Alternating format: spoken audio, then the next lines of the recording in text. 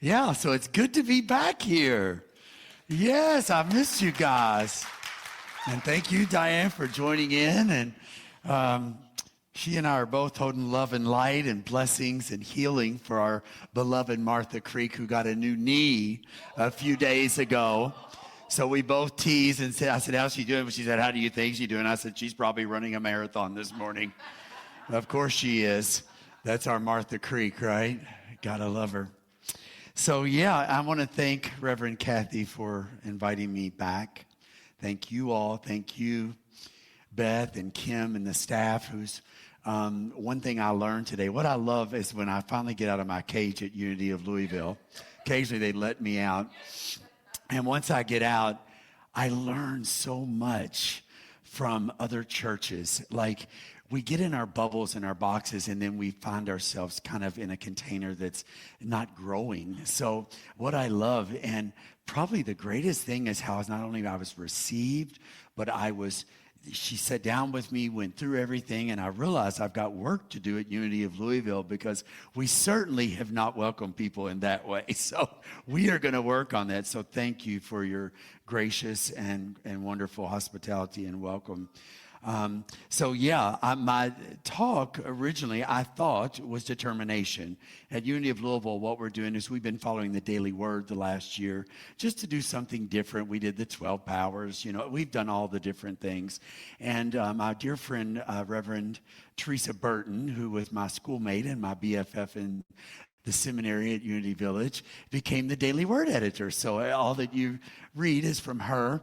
And so I love that I feel like I'm inspiring from her when I do my talk. So it means the world to me to do that. And I really did not want to do that word.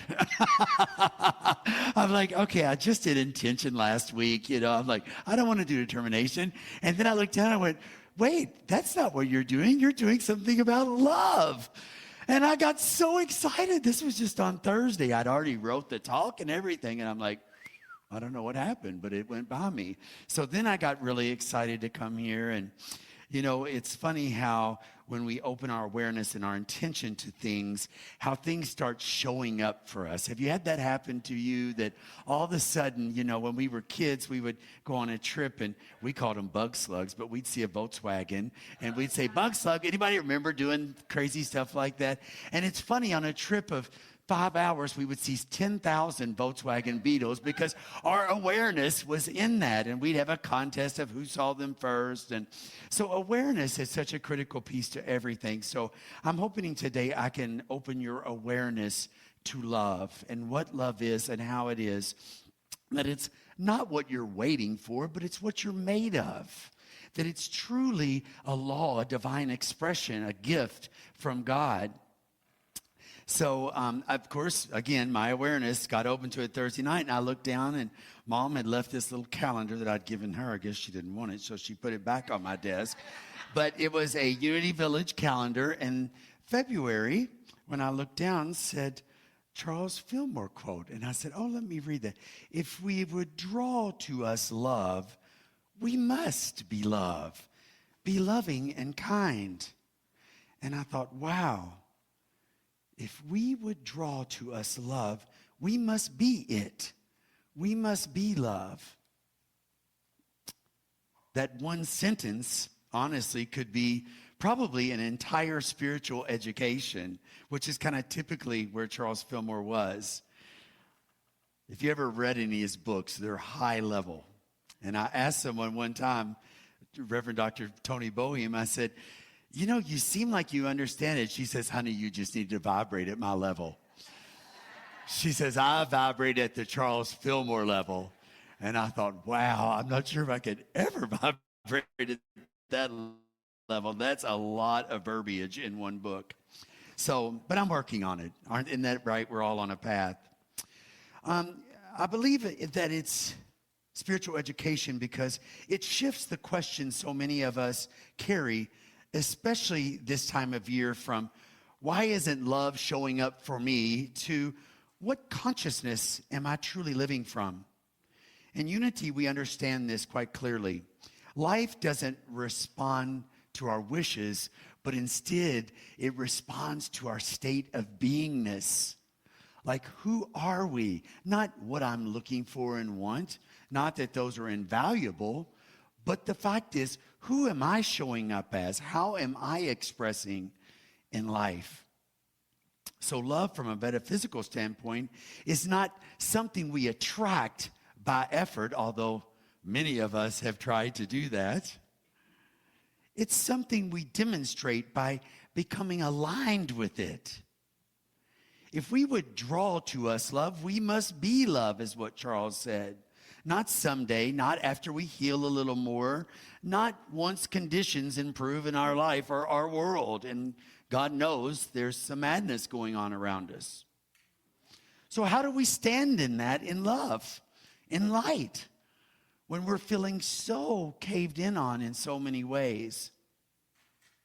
And this matters deeply, especially as Valentine's Day approaches. I love Valentine's Day. This season brings chocolates and cards and love and balloons and all kinds of fun approaches. Because while this season brings all of that, for people like me sometimes, it can bring comparison, maybe old wounds, loss of love, remindment that I am single and don't have probably roses coming to me on Valentine's Day. So you might ask the question, I do, am I loved enough? Why is it that it's just me and I'm not in a partnership? But today we're not talking about that love. That's romantic love. That's the love we wish for. We're talking about something far more reliable, far more powerful in our lives. Something that does not disappear like a relationship can. That shifts or texts and that goes unanswered. We're talking about love as a spiritual force. Not love as something you're waiting for, but love that is something that you are. And Charles Fillmore certainly reminded us of that. One of my favorite metaphysical teachers is Catherine Ponder. Has anyone ever read Catherine Ponder? She's a metaphysician. She's a, she is just a force of nature as well. She was also a Unity minister, by the way, and I didn't know that till I read about her yesterday. But she wrote this little book called The Prospering Power of Love, and I'm working on my doctorate in divinity, and one of my classes was offered. This was an option for me. And I thought, let me just try that. I'll see what that is about. It shifted my life completely. It was one of the best books, so if you haven't read it, The Prospering Power of Love, I suggest that you get that. In this book, she talks about love as a wellspring. Probably if there's any one thing that I got from this book, it's that love is a wellspring. Anybody remember what a wellspring is? It's just something that keeps flowing and flowing and flowing. You can't stop it. You can stop it for a minute, but it's just going to come out and probably be pressured and keep flowing harder. It doesn't need permission to flow. It doesn't ask for conditions to be perfect. It doesn't ask, am I getting enough back? It flows because that is its nature. And here's the spiritual truth that we so often forget. Love is not something we manufacture. You see, it's something we just allow. But it's so hard to allow things. Anyone try to control things in their life? Okay, so I'm the master controller. I really, really am. So this year, my word, which somehow broke. I don't know why this was my white stone. It's okay. A broken white stone is I still got the other part in my pocket. Don't worry. We're all broken in some way, right? But my word is allow, right? Allow. Because I have a hard time doing that. I want to control what it is, especially love. Oh, Lord, if somebody doesn't love me because I believe they do, that just devastates me because I'm a people pleaser. I want to be loved, and I need you to love me or I don't feel whole. Is that true? Love is not earned. Love is not negotiated. Love is not scarce. Love is the very substance of who we are. I'd like to read you just a little paragraph, or a couple sentences actually, from her book. Catherine says, divine love is one of your mental and spiritual faculties. You do not have to search inside yourself for love. You can begin releasing it from within outward through your thoughts, words, actions, and affirmative prayer. As you do, you will experience the success power of love in all its fullness as it works through people, situations, and conditions that concern you. As I read through this book, which is mostly compiled of stories, I will tell you, stories of experience of her, some of her students, of how when you put an attention on love, how when you see love as a wellspring, that you can't stop it. We can filter it and have all kinds of things. Lord, we've all got filters that has caused us not to be able to love. I mean, we grew up that way, right? Love was taught, that it was a thing we had to be careful with, right? Something that could be bottled up. In Unity teachings, love is not an emotion. It's a law of consciousness and awareness and awakening. So when she talks about the power of love, she's not saying, be nice and good things might happen to you. What she's saying is something much more radical. Love, consciously expressed, reorganizes our lives. It will change how we show up, who we attract to our life. It harmonizes relationships, dissolves resistance, creates opportunities, heals bodies, restores joy. Not because love is sentimental, but because love is aligned with truth, capital T truth. It's causal, but not reactive. We don't wait for others to be loving so we can respond in kind. We lead with love. You see, it's a force of nature. And then magically, consciousness reorganizes itself for us. Imagine if we come forth with anger and angst and aggravation, resentment. Do we see consciousness reorganizing that in what way? You see, consciousness does what we believe it does. So if we come forth in love, it's going to express that way for us and attract that way for us.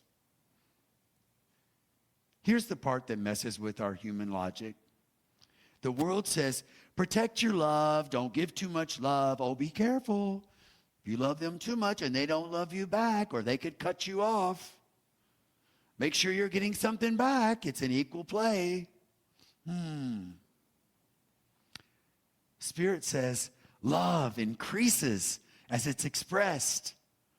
Love increases as it's expressed. So the more I give it, the more I'm going to attract it to me. You don't need to wait for it. Isn't that amazing? When I thought about that idea, that theory in that book, that wait, yeah, the outside world can stop me from loving, but how does that serve me? How does that serve me? People cannot love me, and guess what? I don't get to control that. They can love me, and I don't get to control that. She teaches when you send love intentionally, consciously, without attachment, it returns multiplied, often from directions you never expressed. Not necessarily from the same person, not from the same form, but always in perfect alignment. It never gets lost. It circulates. Now, let's be honest. Some of us learned early, our parents probably taught us this, that love can hurt us.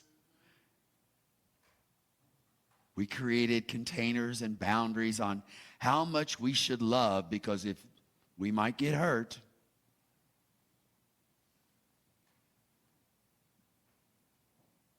How many people have been hurt by someone here?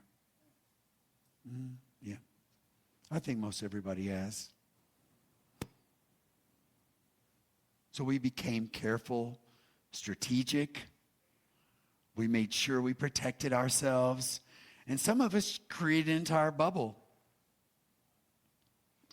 And while that may protect us emotionally, it blocks our flow. It blocks love's power. Because love cannot prosper when it's withheld because of fear. So, I'm on a dating website. Here I am, a minister, and I've got on there, I'm a minister. You know, I let them know right up front, if you ain't about spirituality, don't reach out. A minister on I never even heard of a minister on a dating site. If you, that's kind of like weird. But anyway, you know, it's what you do today, right? You go out. So I met this amazing guy in Texas, okay? I was like, oh, we'll get me a cowboy.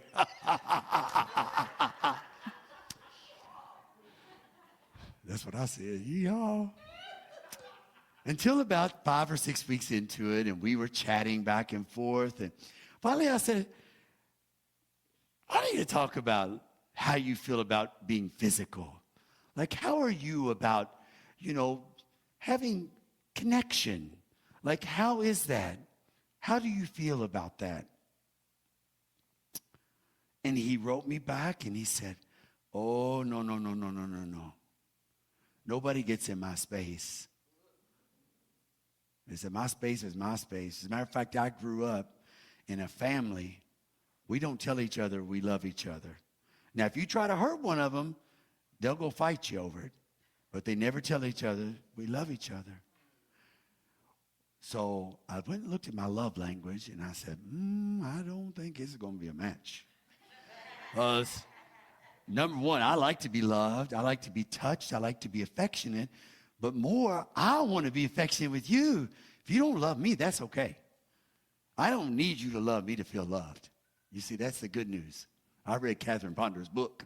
I know what I need, and that's to love myself so that I can love you. And it made me sad. It made me sad that this person is going to go through life completely with a bubble surrounding them because their family, maybe a past trauma, has caused this person not to be able to express in fear that they're going to be hurt. You see, I believe love flows freely when we remember this truth. You cannot lose what you are. You cannot lose what you are. Nobody can take love from you. That is what you are. You are divine love and essence and God, all wrapped in one big, beautiful red package, maybe at Valentine's. You don't run out of love by giving it. Isn't that great? I can keep giving it and you cannot accept it, and that won't affect me a drop because I got a wellspring up in me. But here's what I find. When you start sharing it more and more, and that spring is flowing out into the world, people that want to be loved and want to love, they start coming around me more. I started seeing a shift in my life, noticing those who can receive my love. I think it was Medea in a movie said once, not everybody's got a container big enough to receive the amount of love that I have to give. And I had to start noticing that. It's not that they're not a good person. The guy in Texas is not a bad person. He just doesn't have a container as big as mine. And I need a big old container, right? Because I got a lot to share. Here's the metaphysical twist that changes everything. Before love can transform your relationships, before it can prosper your finances, before it can heal your body, love must be directed inward. We must love ourselves. We're one of those churches that really harps on that, right?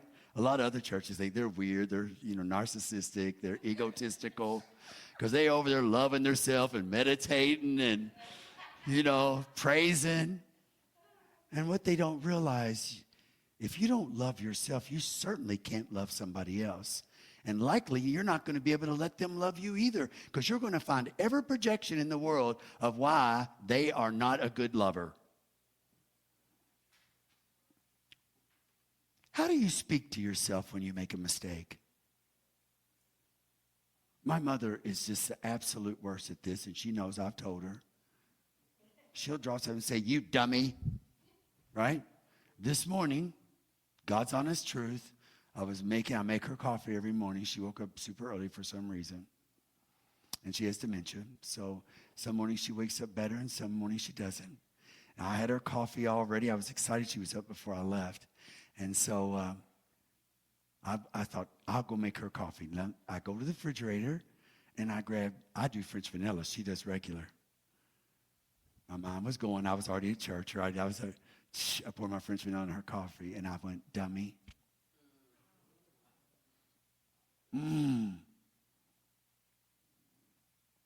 How do you speak to yourself? Are you speaking love to yourself or harm? The next time you say something negative to yourself, just ask yourself again, is that really truly who I am? Or am I something greater? Am I a wellspring? I've got a little practice for you this week I'd like you to take with you, and you're not going to remember the exact words, but I want you to remember the intention, the awareness of it. But I'm going to have you affirm it with me. It's 3 little sentences. I'll say it, and then I'll ask you to repeat it with me, okay? Put your hand on your heart if you don't mind. I am a wellspring of divine love. Together. I am a wellspring of divine love. Love flows through me easily and freely. Together. Love flows through me easily and freely. And the last one. I bless everyone I encounter today. Together. I bless everyone I encounter today. In my meditation, I talked about seeing people maybe that's around you, someone that's maybe struggling, hurting, that's challenged. And I tell you, you are the wellspring that can support and love them. You are the love and the light that can bring hope to the world.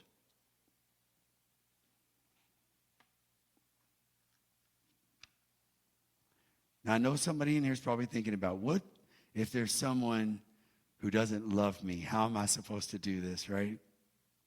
She tells the story, Catherine does, of a person facing a deep, difficult situation where resistance and conflict, she says, felt immovable. Instead of fighting it, she started sending them love. She blessed the situation. She started seeing harmony in the situation. And she refused to engage resentment. And slowly, without force, the situation shifted. I invite you to try this. I've got a situation going on in my life, and because of this message, I'm going to be trying this every day. Because I'd like that situation to become from love. This Valentine's Day, instead of asking who will love me, ask, how can love move through me today? How can I be the love and light? Instead of waiting for proof of love, become the evidence. And yes, this Valentine's Day, I'm going to have 5 sweethearts. I've chosen them already. That will all be getting a dozen roses from me. And the card will say, I hope they're not watching this now. You are loved not because of what you do, but because of who you are. Thank you for letting love flow through you. So as I close, remember this. You're not waiting for love. You're not hoping for love. You are not lacking love. You are a wellspring of love, created to let it flow, designed to prosper through it, and empowered to transform your world simply by being who you already are. And as Catherine Ponder so beautifully teaches us, love is the power that never fails. And so it is. Amen.